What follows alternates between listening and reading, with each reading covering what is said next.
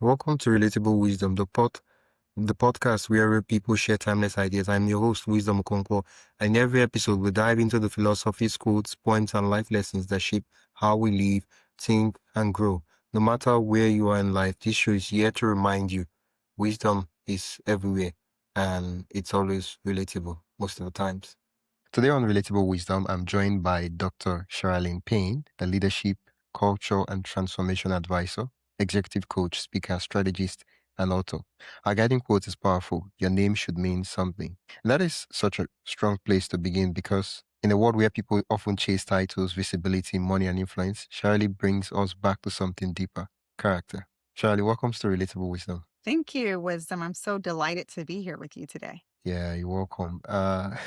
Your quote is your name should mean something. At first it's easy to just go on a literal, oh, what does my name mean? Is that what you mean?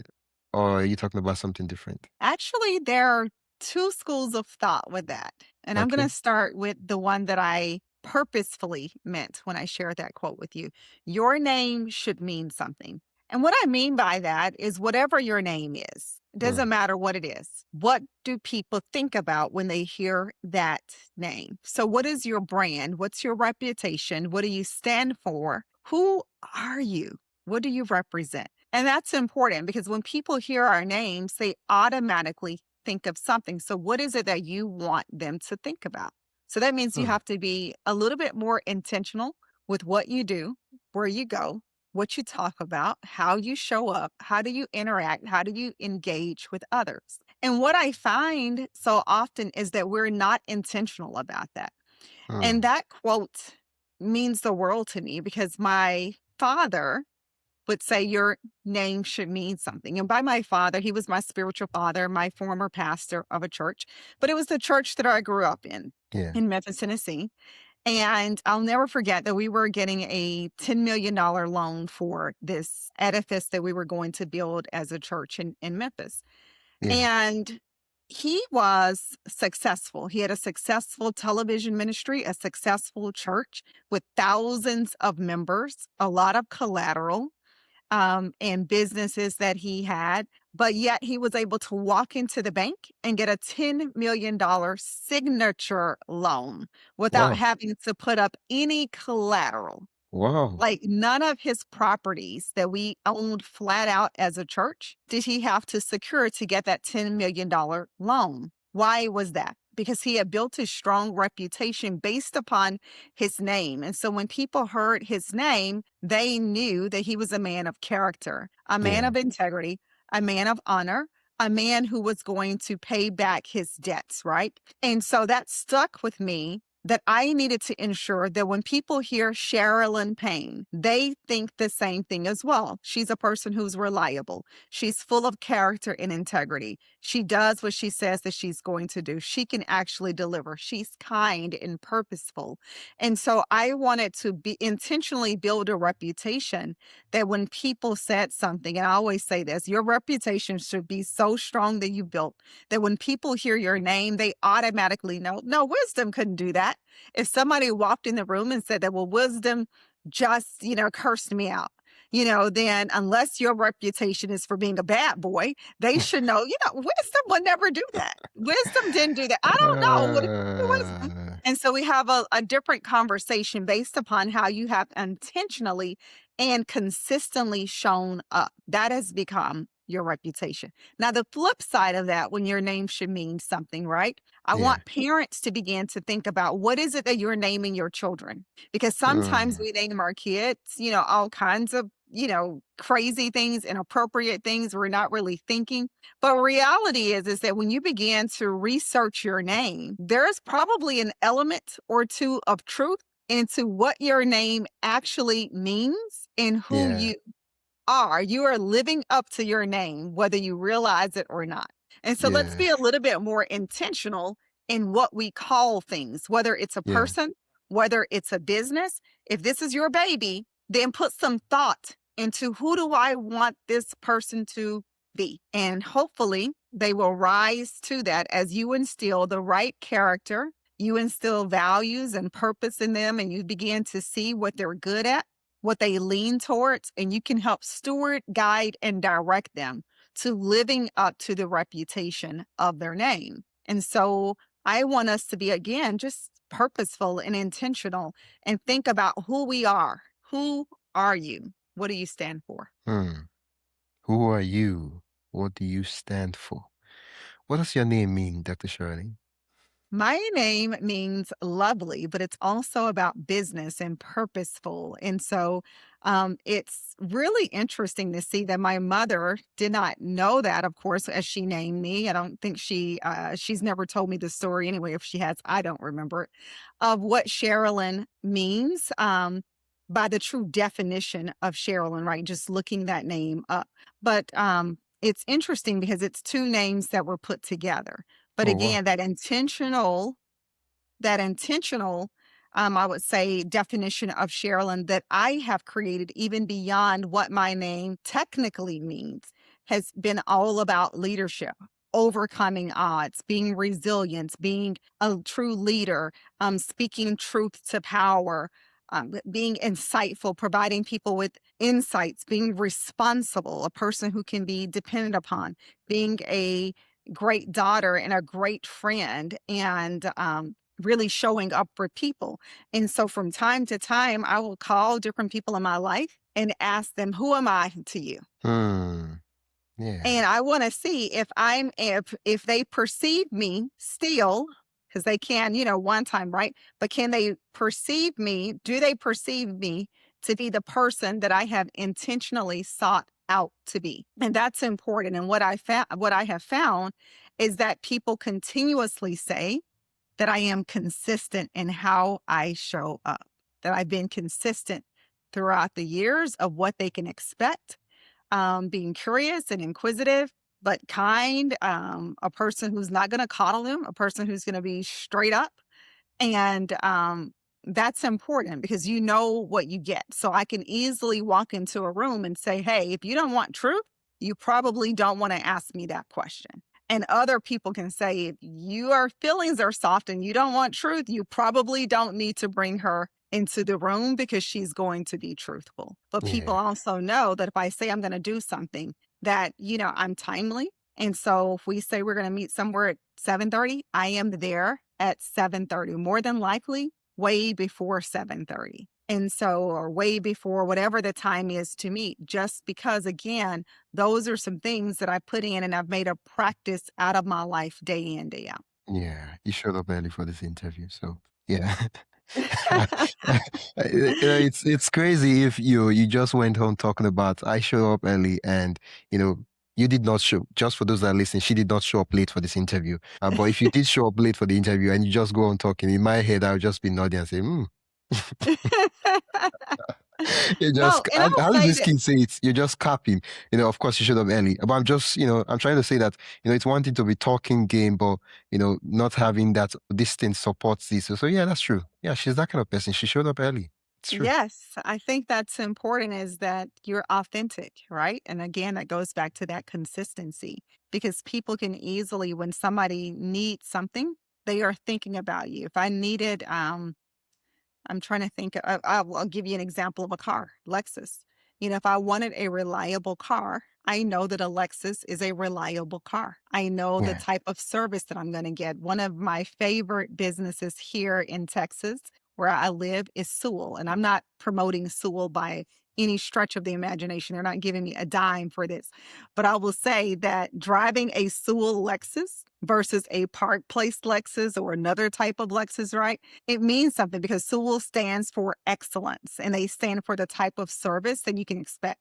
Now, I've gone to a lot of different dealerships, but I can consistently say every time I go to Sewell, I feel really good about being in the place because they're Yeah. consistent, and they've developed this reputation of excellence. So I know when I go there, that's what I'm going to get. When I go to another Lexus dealership, I don't have that same expectation, even though I'm driving a Lexus, if that makes any sense. That's the power of a name and a brand. Can I rent your name for like I three didn't hear months to you. take? Can I rent your name for like 3 months to take out some loan, if you don't Yes. mind?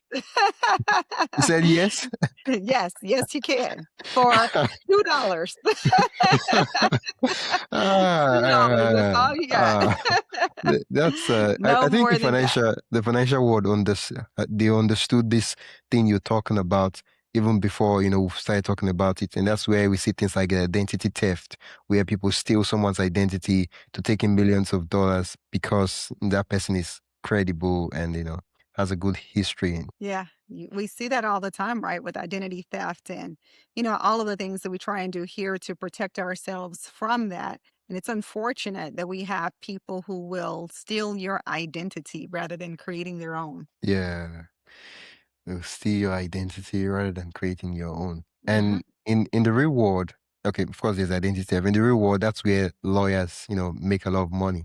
When someone becomes popular, they do have a team of someone who makes sure nobody uses their name for scams, for things like that. And wow, it's making sense. Yeah, they do. Let's take a quick pause.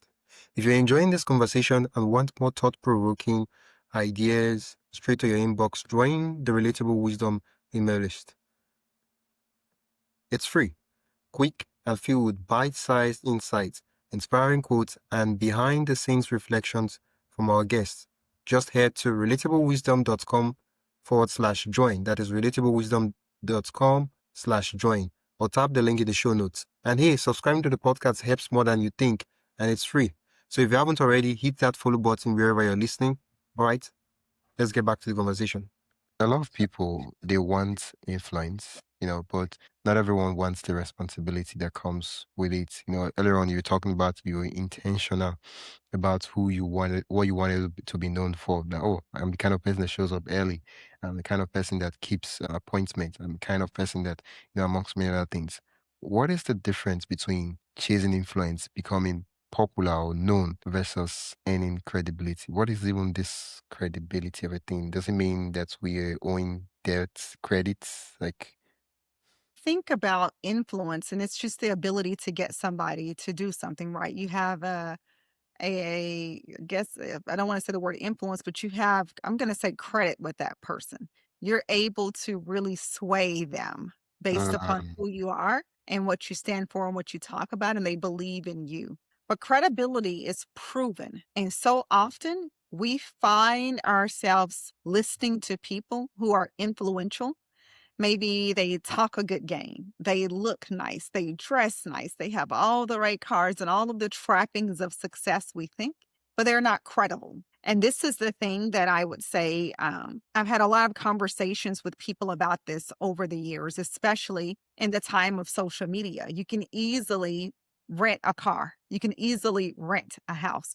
You can easily do all of these things and put together your brand online yeah. to make it appear that you are doing the thing, that you're rich and you're successful and you're smart and you're all of this stuff, but it cannot be verified. It's not proof. Mm, And I remember years ago, I was talking to someone and she was sharing with me about um, this person who she really looked up to as far as this woman was a strong businesswoman and she's this and she's that. And she's trying to get me to, change my business model so I can yeah. be more like this person. I Mm, kept sharing with her, you never really know what people are doing online. You never really know who they are. You don't know who's investing in them or what they're pulling out of their bank account or whatever they've done to be able to create this lifestyle. But in her mind, you could not convince her that that wasn't true. And I share with her, I said, do you know how many times somebody has reached out to me and say, hey, would you like to come here for the day? I'll yeah. charge you $200 and you can rent this house for the day and we can take all of your pictures online and you can do all of your videos for $200. You're using this space. Yeah. For, $150, you can rent this car. You can take all of these pictures and videos as if you're getting out of this car. And people get caught up in the fluff, right? And they look at the numbers. If you have millions of people or hundreds of thousands of hundreds of thousands of people following you, it must mean that you're talking, that you know what you're talking about or what you're doing. But reality is, it could be simply branding. It could be simply you're buying followers. You're not really getting those followers. And so, not to bash people because that's not everybody, but it is a very real thing. Now, fast forward to this year, 2026. It's about, 7, 8 years have gone by. And now that same friend is telling me about these people who she has listened to, she's followed, and she's like, and this person's boyfriend was funding her business and he was doing this and he was, bought her this car. So she really didn't build it. She had a person to finance this lifestyle and build this facade, and people are saying they never got their items that they purchased from her and all of these things. And so now she feels bamboozled and she feels tricked. And I'm like, but Bamboozled. we've talked about this and you could not listen. You were convinced that what you saw was real. When we live Yes. in a world where two or more things can be true at the same time. And so you have to be wise, wisdom, and you have to be discerning Yeah. and really understand what to look for. What are the signs, really being mindful of who am I really talking to? Is this really real? Can we do some research and find out, is this true? What makes it true? What questions can we ask to reveal what's really happening? I am amazed at how many even credible people, or I'm not going to say credible people, people who have verifiable, strong reputations and they've done a lot in business will sell you a product. And they'll say, well, this is for the first, I'm going to say this is only for 100 people. And you sign up for this product and you see that it's 150 people in this group. Well, I thought you said it was only for 100 people. How did you get the other 50 people? You're not a person of integrity. You're greedy, and I can see that. And do I want to be associated with a person who is not a person of integrity? You are not credible, and you may be credible in this area, but you're not credible in our relationship. And so now I cannot do business with you. Now I can't engage with you because that's a big thing for me. It's one of my core values of not engaging with people who lack credibility, not engaging with people who are not honest, not engaging with people who are deceptive, no matter how influential you are. One of the strong quotes you talk about, again, I think I shouldn't call it quotes, a stand, is you said people in positions of power and authority with a good name, with a, not necessarily good, but a popular name, a name that has influence. I'm adding the name parts. You said positions of power and authority have a responsibility to create a return on the power entrusted to them. What does that mean in real life? It's very simple, but I'm glad you asked the question. Yeah. When you're in a position of influence, you're in a position of power and authority. We're going to talk about leadership, and especially in the workplace or in government and politics, even as a parent. Yeah. When you're in a position of power and authority over another person or something else, then you have a responsibility to do something positive and impactful with the power that has been entrusted to you. This company, we're going to use it in the framework of a job, a business, a company. Let's say that you work for, I don't know, we're going to just say McDonald's, and you are the supervisor of McDonald's, and you have 100 people who are working for you at McDonald's. You have a responsibility to ensure that the owner of this McDonald's gets a return on their money. They have invested money into make this McDonald's. So they want the McDonald's to be successful, right? Wouldn't we agree with that? Yeah. So they want the McDonald's to be successful. You hire people. How you treat those people determines how they treat the customers. How you treat the customers determines if the customers are going to continue to come to the McDonald's. If you are mean and evil to the people, you don't have any clear processes, don't pay the people on time, you don't understand what goals we have. And so perhaps our goal is that every day we want to make $10,000 at this McDonald's. How do I do that? I need to talk to my team and say, hey, the goal is $10,000 for today. We can do it. You got to get the people energized and inspired and pumped. Here's what we're going to do when we get $10,000 in sales today. We're going to do XYZ. And so I need everyone out there hustling. I need everyone out there working hard. I'm going to be working right alongside you. If you don't have something, I need you to let me know. I want you to ensure that you're asking every single customer that comes through the line if they want fries with that. I want you to ask every single customer would they like to biggie size that. Why? Because the up sales actually matter. The cross sales actually matter. That's how we're going to get that. If you simply take the order and there is no hustle, it's not going to be good. If we're throwing away product because you're not listening and really hearing what the customer wants, then we're wasting product. The customers are angry. They're coming back. They're talking about us.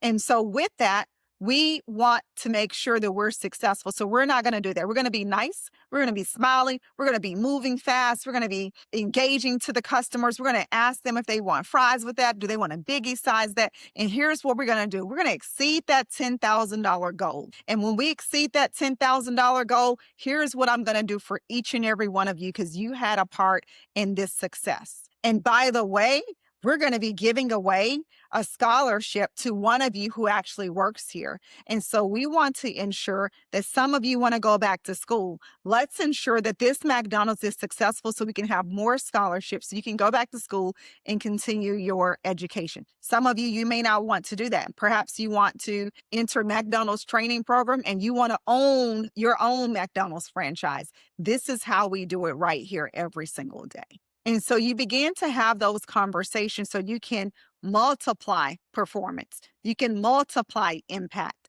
So you can see that those people who are working there, yes, they're getting a paycheck.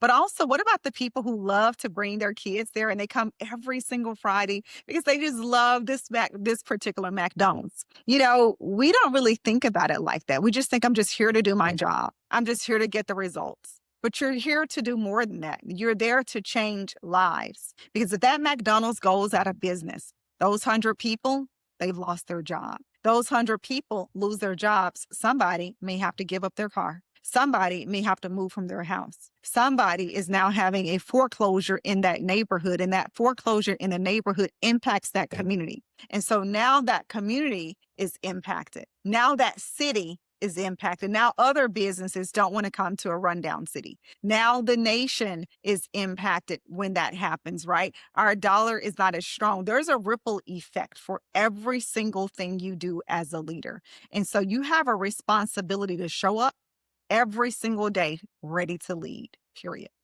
It surprised me how we've not even peeled the first layer of your name should mean something. And I'm looking at the time and it's like, oh, time is gone. What happened? We had an engaging conversation. Yeah, that's what happened. Where can listeners learn more about these concepts about leadership and also connect with you? Yes, I would love to connect with your listeners, and they can learn more by going to ultrainfluential.com. So that's ULTRAINFLUENTIAL, ultrainfluential.com. It's a website and it's my personal home online. And there you can actually get additional strategies and wisdom and insights on how to show up more effectively and impactful in your life. We talk about concepts such as the return on power. We go deeper than just your ability to lead or what makes a good leader. There are so many people talking about that, but we want to talk about the true measure of a leader and how do Yeah. you become an influential person from whatever seat you sit in, because you have the ability to even influence a leader if you're not the leader. Oh, I will put the link in the description so listeners can click and go there to the site. Thank you so much, Dr. Sharalyn. This has been a lovely conversation. Thank you for having me. You're welcome. You've been listening to Relatable Wisdom, and I've been your host, Wisdom Okonkwo. You've been listening to the podcast where every story, quote, and insight helps you see life a little differently. If you enjoyed today's episode, follow the show on your favorite podcast app and share it with someone who loved the conversation. For more inspiring voices and timeless wisdom, visit relatablewisdom.com. Until next time, keep living, learning, and collecting wisdom that matters most to you.